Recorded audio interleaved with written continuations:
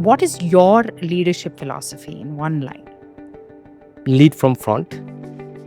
Plus, I'll add one more. Yeah, of course. 2 lines. We'll do that. If you take care of your client, the rest of the system takes care of itself. Excellent.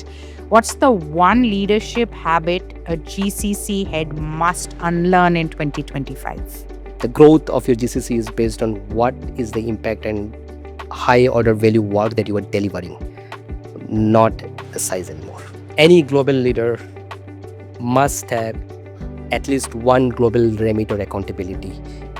You don't want anyone just to manage the operations. Right? I think it's as hard to figure out what to let go as to what to do. You were able to let go. Is there like a framework that you have as a mental framework to say that this is what I'm going to keep, this is what I'm going to let go, that allows for this decision making to happen more intuitively? Or do you just trust your gut and instinct? You are not doing justice when you have taking a lot of things and you are not able to make progress. So it is better to hand it over to another team who can run it for you, or another leader who can run it for you. So I think that's a very much a core to evaluation journey. What is more important as an ecosystem is to break the silos and work together. I would say there is one very simple framework. If I define the OPEX as OPEX as O stands for ownership, P stands for partnership, E stands for excellence, and X stands for your transformation.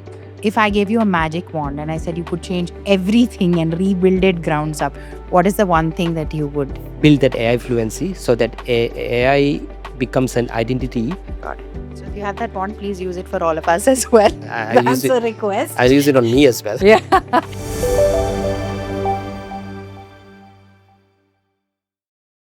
Welcome to this episode of Zinnov's GCCs Unfiltered. Whether you're leading a GCC, building one, or just plain curious, we are here to bring you real insights that matter. This isn't about buzzwords or trends. It's about trade-offs, the pivotal moments, and the strategies that drive long-lasting value. As we dive into the challenges leaders face, the mindset shifts that they make, and the tough calls that shape the future of their organizations. Hi everyone, I'm Nitika Goel, CMO and Managing Partner at Zinnov, and today I have the privilege to be joined by Pratik Nath, Managing Director from Epsilon India. Pratik's journey spans over 2 decades across the industry, and I just had the opportunity to speak to him, and he mentioned a fascinating fact. He's written product that we still get to see every day at Oracle, and he has moved from IT, healthcare to marketing and now data platforms, right? He's led teams through change, scale, and reinvention. And he's one of the leaders that talk about change management as a key message to everything he does. So, looking forward to this, Pratik, and welcome to GCC's Unfiltered. It's great to have you here today. Well, thank you. And it's my privilege to be here and sharing my experience over the last 2.5 decades in this GCC evolution journey. So, Pratik, I'm going to come back to the most basic thing. I mean, I know what Epsilon is. We've had the privilege of working with you. It'll be good if you could give our audience a quick 2-minute overview of what Epsilon does and then a little bit of what Epsilon India does. Sure.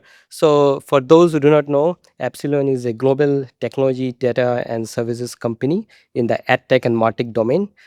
In simple words, we actually connect our customers who are brands with their consumers. And we do so by providing different products, solutions, services.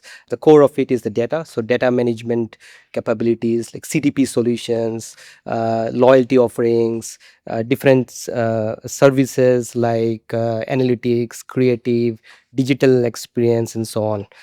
We are part of the Publicis group and completely focused on outcome-based marketing. That is a fantastic way. I think for the lesser known people, maybe InMobi would be a good Indian comparison for what the work you do. Yes. But you do this at a global scale and much larger, right? Yes. So that's fantastic to hear. Now, you mentioned a very interesting thing that you've been in the GCC space for 20 years, started as a software, wrote every single line of code, worked in a very hardcore space like Oracle, then now moved to Epsilon in a leadership role where you are straddling both product as well as leadership. So, in this entire period and gamut, it'll be lovely to understand how your lens of GCCs has changed. Oh yes, there has been a huge transformation that I have seen over last 25 years that I've been part of. Was part of Siemens, was part of Cerner, Oracle before I joined Epsilon. If you go back in the past, the global capability centers were started with keeping back office work in mind. Very well explained by your actually Zinob's the maturity phases of outpost going to satellite portfolio and transformation, right? So I think most of the GCCs started in that way. Fast forward today, if you look at in last 2 or 3 years, there has been a significant jump, an increase in multifolds the number of GCCs that have been set up. And if you go and look at the same chart, maturity phase that I was talking about, and you will see most of the concentration in the portfolio hub, right? And that itself explains the how the industry has evolved. So today, if you're starting up a new center, I don't think you will go ahead and start with outpost in mind. You will directly start with global remit accountability in mind and try to go towards the transformation, if not directly start with the transformation. So that's a big shift that I have seen over the years that has happened. So I think that's a great point you bring up. And then I'm going to come down to the fact of the psychology of an engineer today. So because of this shift, how do you think the psychology of an engineer, putting yourself in your engineering hat then, and the psychology of an engineer is today, like then and now? Yes, it's constantly changing and it will change even far far more in the coming years as well. I can see that. If you look at when I started way back in 99 2000, when I would code, I would not have that system thinking in mind, right? Because most of us were set up as centers that would offer services to their headquarters. So that system product mindset doesn't come that easily. And now when you look at a software engineer, right, there's a complete change. You are building and you are owning end to end for your customers. So you actually pivot and work backward, even if you're a software engineer, with client at keeping client at the end, right? And that's actually has been transformation, one not just in GCC but even the change in the and with we moving to the cloud architectures, the embracing DevOps culture and also all of this is added to it. But if definitely in the GCC landscape as well, as we started shifting towards more and more ownership. So I think ownership was a key turning point, I would say, that has happened, how the engineers have started thinking differently, keeping client at the core. Fast forward that, I'll take even one phase forward here. If you look at in software engineer, when I started coding, I would go ahead and check in my code, and then there would be a senior developer who would review the code. Then it will go all the way to the production. I have also seen the shift from waterfall model to the agile model and continuous loop, but all this would be the process. Today you will have actually a coding agent, right? So you as a developer, you are more providing the requirements to the system, and a coding agent picks up the code, your requirements, and builds the code for you. And you have actually now grown into a reviewer instead. So the coding agent builds the code, sends it to you for review, you sign it off, or you give a comment, the agent again picks it up, comes back, fixes it, and that's how the evolution has happened for software developer, or is happening even further. So there is a paradigm shift in what you were known for in the past. Like I was a very strong C++ developer at one point. I know by looking at the code if there's a memory leakage and all, which is very, very different now. You have a strong system available that can do it for you, and so you are just playing the role of a reviewer and you are growing up as an architect. So that's the evolution journey, both from the mindset and ownership standpoint as a developer, as well as how AI is bringing in the transformation. So I think that's a great segue for me to also ask. So we've talked about the young ones, very easy to change your mindset because there's just so much you're consuming. Let me ask on the other side of the spectrum, which is the leaders. What is this psychology change in the mind of a leader today, right? I think it's harder for older people to change. We're more set in our ways and doing everything. I've just happily clubbed both of us in the same bucket, but just in case. Yeah. So how does the psychology of a leader change? Oh yeah, there is a huge change and transformation there as well. If you look at, if I am a GCC leader, 5 years back or a decade back, one of the main focus area would have been how do I grow my center, When I would think about the growth of the center, it would be about increasing headcount, etc., doing more, building more capabilities, but delivering more functions out of India. Now, fast forward today, if you look into it, the growth is based on the impact and the value that your center brings for the global headquarters. And that's actually a big mindset shift, where you are not growing based on your increase of your headcount or your org size or org chart, but more based on the impact, doing more with the less. In fact, your growth will be better, faster, when you embrace a lot of these AI capabilities and build a much higher productive system, right? So that's a shift that I would say has been happening even in the leadership standpoint. I can give my example as well. At one point, at Oracle, I was actually responsible for 3,000 or so people, all engineering organization. Then we moved to a global remit model, so my size of the organization changed to a fraction probably of that big operational size that I used to maintain. But boy, that was so challenging. It was so rewarding as well, because you were directly dealing with the class customers. You are always ready to receive the call at any point of time, even if it's the midnight, if something happens to your system, right? So you own that. So it's challenging, it's rewarding, and that has been the inflection point of my career as well. And that made me grow up in my career ladder, eventually take up managing director responsibilities for Epsilon, and why I'm here now interviewing with you. That's a Yes. great way to think of it. Yes. Now, let me ask a hard question. Do you think it is unique to you where the change has been a little, your thinking has been agile in that sense? Do you think it is something that other leaders also have baked in, or do you still think it's a challenge in the ecosystem? It's a change management, right? Change management always takes time, because there are different behavioral milestones that you have to go through, right? You first learn, you then practice it, you have your own doubts, then maybe you have one success that you see, you start embracing it, and then eventually it scales, right? I think that's a journey that the entire ecosystem is going through. The faster it learns, the better it is always, because with AI and all the shifts that are happening, mediocrity will not have a place in next 2 to 3 years. So it's all about higher value work and contributing towards the impact. So the system itself will push as well. But again, it's a change management, so we have to go through that, different phases. I love what you just said. Mediocrity will not have a place. So I want to just sort of deep dive as a leader and as an ecosystem for GCCs. Like, what are you doing, or what should organizations do to A, shed mediocrity, to measure differently?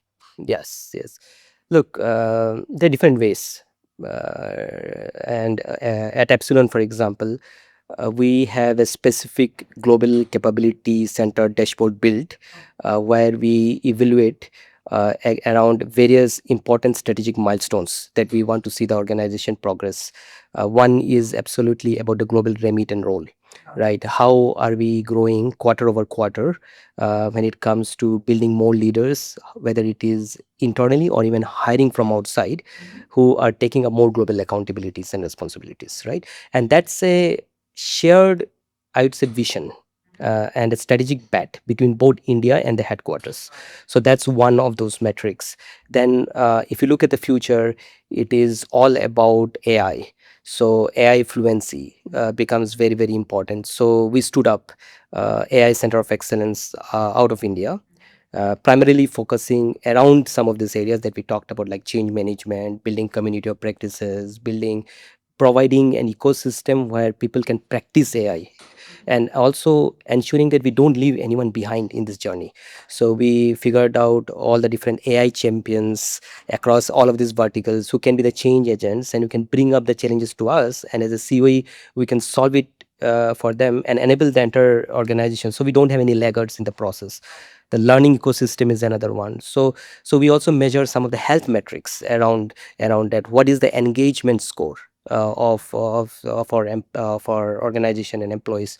And because I strongly believe, we all strongly believe, that when you when you are doing your high value work, when you have more ownership, you will see more energetic, more empowered, more engaged associates on the ground, right? And so that external validation of the engagement is also important, and this is where we actually evaluated ourselves and actually been recognized as a great places to work for 2 consecutive years. Zinnov recognized us for last couple of years, including this year, for unlocking the center value. So that's an external validation, and I feel very proud of this, right? As far as GCC shift happening, and the different metrics that we are tracking to evaluate ourselves and continuously improve. So I think you talked about some great points. You talked about what you measure. You're doing it differently. You're doing it from a people perspective. You're doing it from a tooling perspective. You're doing it from a systems thinking perspective. But a lot of times we see with businesses, a big challenge is understanding what to let go. Right? I think it's as hard to figure out what to let go as to what to do. Otherwise, you keep adding and accruing more things to do. Is there anything in this evolution process that you've actually let go of? Many times, like it's very, you have to be very clear, right? Again, this is very much tied to your responsibility and global remit, right, that you are doing. I gave an example of my 3,000 sized organization, right? I let it go. I came up with a global accountability model and took up couple of lines of business, which was much more challenging and rewarding for me. So I believe when you move to that a global remit model, you will realize that you are not doing justice when you have taking lot of things and you are not able to make progress. So it is better to hand it over to another team who can run it for you, or another leader who can run it for you. So I think that's a very much a core to evaluation journey. What is more important as an ecosystem is to break the silos and work together, right? So basically we are connected on the principles and the core values, instead of the structure and the size, or what driving the growth for us. So I think you talked about you were able to let go, but we see people have a hard problem, a problem letting go. Is there like a framework that you have as a mental framework to say that this is what I'm going to keep, this is what I'm going to let go, that allows for this decision making to happen more intuitively? Or do you just trust your gut and instinct? For me, I have four pillars. My entire leadership or action is based out of. Like if you look at a global capability center, we usually say that hey, especially in the past, that we would set it up because of cost arbitrage regions, so tied to OPEX, right? If I define the OPEX as OPEX, as O stands for ownership, P stands for partnership, E stands for excellence, and X stands for your transformation, right? So we talked a lot about ownership. The ownership is about global remits, global responsibilities, right? Increasing your influence at a global scale, which is very very challenging, by the way, but is very rewarding. The second is the partnership. Partnership is breaking the silos, whether it is your internal ecosystems, or whether it is working with the partners, external partners, where we work with Zinnov, we work with NASCOM and various other partners to evaluate and getting insights and continuously improve around that.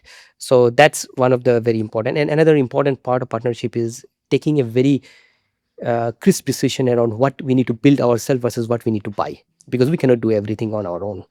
So that all falls under my partnership bucket. E for me stands as excellence. This is where you want to build those core competencies, which are very important for the future. If I am taking care of, let's say, support organization, I might need an AI architect to come and redefine and reimagine the support processes and help me in that journey, right? So what are those core competencies you need in your each of your organizations is one example for it. So building those competencies like center of excellence we talked about, and the last is a transformation. That's actually where it goes closely with what you asked. It's about moving from now to next, right? I always I'm not sure if you've heard about it. It's there is a very good article and video also available around Moore's zones to win. that actually talks about the innovation being represented as X, right? Like where, yes, where you move from now to next. So many companies failed because they were not able to do that journey, and the center of it is the bottleneck, right? And that's where we come in and play the role of helping the system move from now to next, right? Ensuring that there is a proper investment is there, proper ecosystem support is there, and all. Yes, Resourcing is there, resourcing is there, everything and all else of this. that's in But that's between. the choke point that we need to Need worry to about. sort of Yes. either circumvent or like Yes. hurdle over.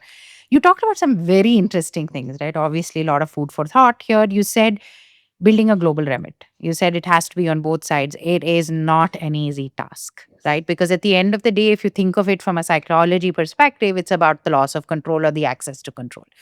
For a global leader, it's not going to be so simple to just let go and relinquish. It's a lot of it is based on trust. And you are doing it at a systems level. You're measuring yourself on it. So how does one, are there like some steps that one needs to sort of establish in order to build a truly strong global remit? Yes. Look, there are two ways, right? One, and I can tell you from both my experiences.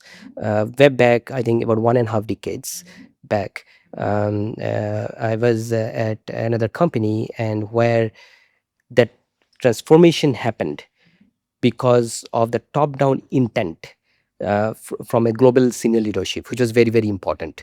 So there was a very clear mandate given to move or transition a lot of products to India. Now, with the transition comes, you need to build different roles that are not existing, because you are now globally responsible for all of this end to end, right? So that's one way of doing it, that requires a very much strategic bet to be done from your global headquarters leadership. The other is a natural, and I think that is where what I've seen has happened with Epsilon. Epsilon India has been in operations for 10 years and has built all those foundational capabilities across plan, build, deliver, run, whether it's engineering, delivery, services, and even it came very naturally, to an extent where, as the competencies got built and the relations strengthened over the years, so it all happened. And if I have to say one thing, is again a very strong relation, strategic bet from both our leadership in the US, as well as the acceptance and the belief in the executive team of the value that it brings in, played a role.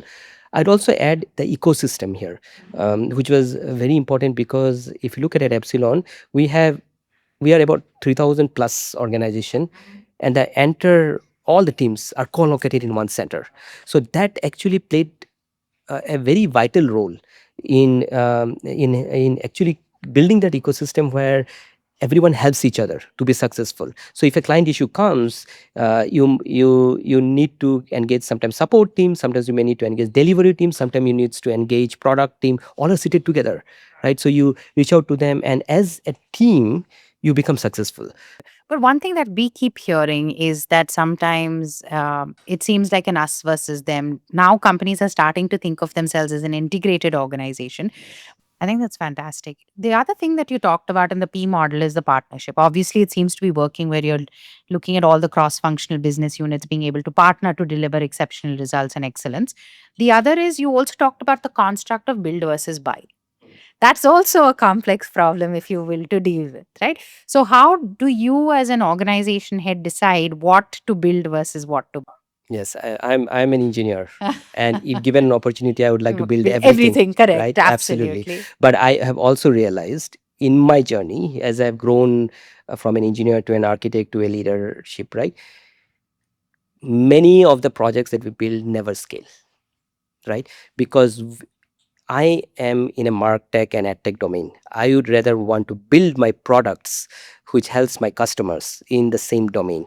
I would not want to build a technology that enables it, when you have multi scalers and all available in the industries, right? All technology companies, and that I can never compete with, right? So even if I'm successful in my POC to begin with, I am sure you will not get the adoption, because there will be better solutions available from the technology companies which is their That's their day to core day, business. that is the whole business, right? Yeah. So that is where, as a leader, as an architects, we need to guide, and I think people understand it. Where you can still, that doesn't mean that you are reducing your innovations. One, you are building on your products and core services. Your core practices also can be AI automation enabled, so you are still building capabilities aligned with your business. And there are a lot of things you need to build so that you are not um, connected with only one vendor, for example, because you want to make sure a platform that is open, works across multiple vendors, multiple cloud vendors, and also so that your risk minimizes. And that's where you need to build that interfacing and other capabilities needed for making yourself successful. So there are plenty of opportunities to build. It just needs to be aligned with your purpose, I would say. And also, what is core? What is your core? I think that's great what you just talked about. Now, all of this also, we talked about change management, and one very big thing that seems easy as a word but very complex to execute, which is culture, right? And culture often determines how far innovation can go. So, what have you learned, especially because you have very ambitious global charters, deeper alignment? You've talked about shedding a lot of the fat, which is not something that you have a core competency in. That's very complex to navigate. So, how do you build that as a cultural thinking in your organization? Yes, culture is strategy for breakfast. We all I know know, that. right? Yeah. Absolutely. So I think for me, what I've seen is that if you have a very strong purpose that people are bought in, that that is supported by a very strong enabling ecosystem, right? Then you can see most of the capabilities that you have converting into impacts. People understand it. You have to be transparent of your purpose, and they, so that they can relate it with that, right? So I think that helped always. As far as Epsilon is concerned, I can tell you that we keep people at the core of everything that we do, right? So we believe, we completely understand that at the end of the day, people are looking for their own growth, right? So we always strive for creating opportunities, more cognitive work for them, which can enable their career growth. And that is also very well demonstrated by some of the core values that we have defined, right? If you look at Epsilon core values, I really like them actually, which is about acting with integrity, you respect all the voices, innovate with purpose, work together to win together. I really love that, because that is so powerful. Yeah, I'm not sure how much you follow the cricket, right? Some, not You as some? passionate as you, I Yes. think, but yes. I am an avid cricket fan, and Okay. if you have seen the Women's World Cup, Oh, that I did see. right, That was that was right. passion, purpose, everything that you can, Look, excellence, everything absolutely right. rolled So into so one. so when that purpose is there, everyone came together and worked together, right? Yeah. That actually depicts. So there was one very core player who got injured, Oh, the ankle. and yes, someone else came in but Yes. performed, was the man of the match Match. probably, right? On 100%. the final, right? So that culture drove it, right? And these are the core values that entire women's cricket team had, and similar to it, right? What I was talking about, this work together to win together, right? Empowerment with accountability. I think these are some of the core values that we have throughout emphasized, and we reward, our recognition programs are based on how they exhibit those behaviors. So all this work, I think, helps us build that culture, so it is to ensure that we are successful in this journey. I love that. I like work together to win together. If you had to write a book on Epsilon, I think that's the title, right? So, right. One thing that you talked about, and you say culture, shared purpose. Are there still some archaic assumptions that global headquarters still have about the India centers or leaders, or is it? Do you think that's all dissipated and it's truly an integrated organization today? I completely acknowledge, right? To be successful in some of these jobs, you need and you must be closely connected with the clients. There's no second thought about it. But technology advancements has helped us a lot. And at the end of the day, it's actually the talent. Because when you look at your, if you are struggling with any software system today, right, and you didn't support, you do not care whether that person is supporting from here or there, as long as when you have requested, you get a quick solution And you get the best and get the resolution. best resolution, right? Right. And that's Absolutely. what our customers always look for. So for me, the way the system has to change and will evolve as well, I see, is to follow the talent. and model your operations around that. And this is where I also believe this kind of challenges you hear when the leaders, the lot of global leaders may not have a lot of exposure of the GCC ecosystem, right? So what we do is when we have very senior leaders coming here, we make sure work with you actually, your team, and also with other teams to make them meet different global capability center leaders, right? To get that outside in view. There are a lot of things we may not be doing, someone else is doing and have been successful, and share those journey. And that has been phenomenal. That has been an eye opener for a lot of leaders that I have talked about. So I think that's great, right? Because we do a lot of GCC setups and transformations. We've done about 210 of them till date. And what we've seen is usually when the setup is new, that is when they meet with the ecosystem to sort of get a hang of the thing. But what you've really done and you do really well is you continue to do it on an ongoing basis so that the learning, like you said, is truly both outside in and inside out, both. Right. So I think this has been a really, really great conversation. I think I have learned hundreds of things more from a culture perspective. How do you rethink of your models? How to let go? That's a very big thing. I think all of us have a locus of control we need to sort of shed. But before we break or end this podcast, I do usually do a rapid fire session. Oh, Right. okay, Okay. So the interesting. rapid fire session, we want the answers need to be quick, succinct, and witty. If possible, we'd Yeah, love to yeah, have let's that there, see. right? So, what is the most controversial opinion you hold about the GCC model? Any global leader must have at least one global remit or accountability. You don't want anyone just to manage the operations. Are GCC leaders who are only operations leaders even relevant today? Not relevant. Not relevant to you at all. Absolute. If the GCC model didn't exist tomorrow, what would break at Epsilon? It's so tightly integrated that it's very hard to believe GCC as a separate model to me, Okay. right? So for me, model is the name that we've given. It's one Epsilon team. So if Epsilon in India, I'm going to push it a little further. If Epsilon in India didn't exist, what would happen to it? Epsilon. I think we need to be creative in figuring it out. How do we get the talent that we built still be part of the Epsilon some way to deliver all the commitments that we have? Absolutely. Got it. If you have an acronym which is not OPEX that you have to live by, what would that acronym be? I'm removing OPEX from this equation. Yes. I think optimism, Nothing. optimistic. What is your leadership philosophy in one line? Lead from front. Plus, I'll add one more. Yeah, of course. Two lines. We'll do that. If you take care of your client, the rest of the system takes care of Get you. itself. Ah, excellent. What's the one leadership habit a GCC head must unlearn in 2025? It's not about the size, it's about the value and impact. The growth of your GCC is based on what is the impact and high order value work that you are delivering, not the size anymore. What is the one thing that gives you the most amount of pressure as the head of a GCC? I would say the change management itself. The change management.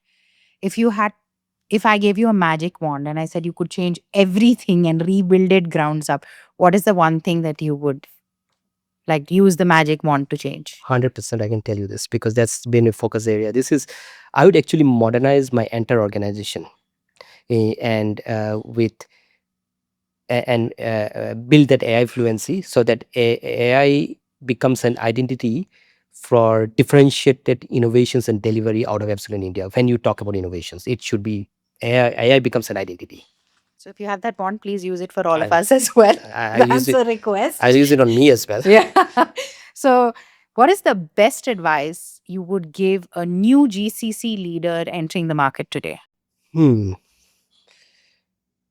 Learn, and learn. Change is constant. Stay up to date with all the changes that are happening in the technology to stay relevant. Absolutely. And in one word, what does unfiltered success look like to you? That's the toughest one, but I'm not sure if that one word will give you the meaning, but if required, I can explain. To me, it's I would put it as tejas, and I associate it with the light combat aircraft, the Tejas, Uh-huh. because I followed the journey throughout, from its design phase to first flight, to how it has gone to the production, how it has been inducted into the services today. Now it is completely built end to end out of India. There is an engine part which is still there. They're almost there to be indigenously built. And why I use that word is because I'd love to see world class innovations um, happening out of Epsilon India, or GCC, to be to scale it further, making a difference for the headquarters and across everywhere. It need not be always starting a global product, great end to end, coming and then embraced here, but the other way. So basically innovated, designed, and produced in India. Yeah, but but that makes an impact at a global Global scale. scale. Understood. If you had to have a book written about you, what would the title of that book be? There's getting things done. Getting things done. Yes. And if there was a book on Epsilon? Maybe the work together to win together, if there's any book. Yeah, work together to win together. If there's no book title. Great. Yes. Thank you so much, Pratik. It was an absolute pleasure to have you on this podcast. Like I said, I learned a lot. I love the fact that you marry technology with humanity and empathy. So I think there's a lot that the GCC leaders themselves can take from this episode. It was an absolute pleasure, and thank you for being here. Thank you, and I hope something will be helpful for anyone listening to me or seeing us. So thank you again for this opportunity. Absolutely love. Thank you for tuning in to Zinnov Podcast. You've been listening to our new series, GCCs Unfiltered. Stay tuned for more such interesting episodes. You can listen to our podcast on Apple Podcasts, Spotify, YouTube, or wherever you get your podcasts from. To know more about Zinnov, visit our website, www.zinnov.com, or drop us a note at info@zinnov.com.